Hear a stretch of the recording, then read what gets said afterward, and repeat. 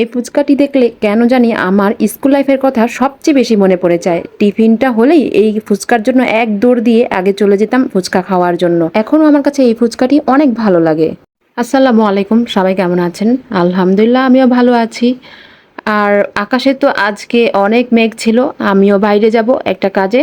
তো যাই হোক, অনেক দিন পর বাইরে বের হয়েছি আর খুবই ভালো লাগছিল। যেহেতু রোদ ছিল না, আকাশ অনেকটা মেঘলা মেঘলা ছিল।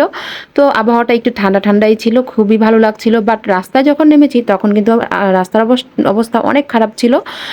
কাদা মাটি পানি সব কিছু এক হয়ে একেবারে হাঁটাই যাচ্ছিল না। আর এইদিকে রিক্সার যে ঝাঁকুনি, আমার তো অবস্থা অনেক খারাপ হয়ে যাচ্ছিল।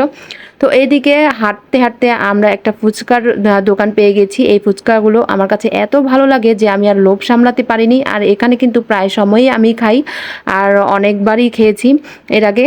আর এই টাইমে, যেহেতু এখন এই টাইমটা স্কুল টাইম, তো ছুটি হওয়ার টাইম, এই টাইমটায় অনেক মানুষ এখানে এসে ভিড় লেগে যায়। তো একটু পরেই হয়তো স্কুলটা এখানে ছুটি দিয়ে দিবে। তো আমিও ভাবলাম যে খেয়ে নেই আগে, যেহেতু এখন একটু আমরা সিট খালি পেয়েছি। তো এই তো আমি ফুচকা অর্ডার দিয়েছি 2 বাটি।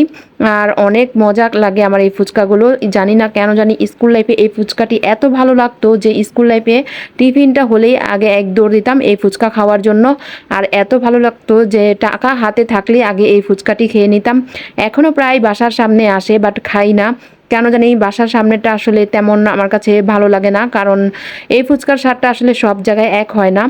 কিন্তু এই যে মামার ফুচকার দোকানটি, উনি এত মজা করে এই ফুচকাটি আমাদের বানিয়ে দিয়েছে, এত ভালো লেগেছে। একটার পর একটা কি মশলা দিচ্ছে, তারপরে মরিচের গুঁড়ো দিয়ে এত ভালো লেগেছে। বোম্বাই মরিচ একদম কেটে দিয়েছে। আমি যেহেতু অনেকটা ঝাল প্রেমী, তাই এই ফুচকাটি ঝাল ঝাল হলে তো কোনো কথাই নেই।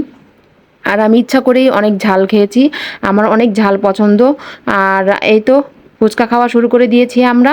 আর ভীষণ মজা এই ফুচকাগুলো। আমি এদিকে খাওয়া শুরু করেছি। এই তো আমি যেহেতু আমার এক হাতে মোবাইল ভিডিও করছিলাম, তাই খেতে একটু কষ্ট হচ্ছিল। তো আমি এখানে একটা বসার যে সিট ছিল সেখানে রেখে তারপর খাচ্ছিলাম।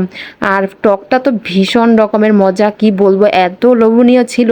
আমি টক তো খেয়ে যাচ্ছি। টক তো একটু আমি বাটিতে রাখিনি, কারণ টকটা ছিল ভীষণ রকমের মজা। আর আমি যে এখন ভিডিও এডিট করছি, এখন আমার আবার খেতে ইচ্ছে করছে, মন চাইছে যে আমি আবার সেই মামার দোকানে গিয়ে ফুচকাটি খেয়ে আসি, এত ভালো লাগছিল। আর ফুচকার দোকানটির নাম ভাই বোন ফুচকা হাউস। তো এত ভালো লাগে এই মামার দোকানের ফুচকাগুলো। তো ভাবলাম যে আরেক বাটি খাবো নাকি, কিন্তু ভাবলাম না থাক, কি ভাববে আসলে উনি। আর আপনারাও কি সেম আমার মতো নাকি, যে এই ফুচকাগুলো অনেক পছন্দ করেন? যদি পছন্দ করেন একটি কমেন্ট করে আসবেন। ফুচকা খাওয়া, ঝাল ঝাল ফুচকা খাওয়া শেষে একটু কোক কিনলাম। আর এই আচারগুলো আমার কাছে খুবই পছন্দ। আর ছোটোকালের কথাই মনে পড়ে গেলো আজকে, সব কিছু ছোটোবেলার খাবার খেলাম।